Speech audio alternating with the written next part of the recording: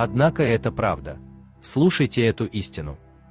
Странно, что 500 рублей становится ничтожной суммой, если мы идем в супермаркет, и суммой огромной, если мы отдаем их в мечеть. 1 час в мечети – это очень долго, а 1 час на вечеринке – совсем быстро. Мы стараемся занять передний ряд на концерте и задний – в мечети. Мы верим интернету, но сомневаемся в Коране.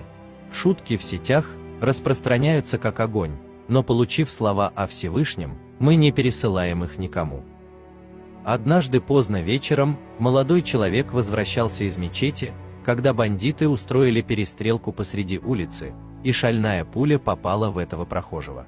Люди подумали, что он убит, но пуля угодила в Коран, которую он нес под курткой. Он открыл пробитый Коран. Пуля застряла на суре Аятуль Курси. Почему мы дремлем на утренней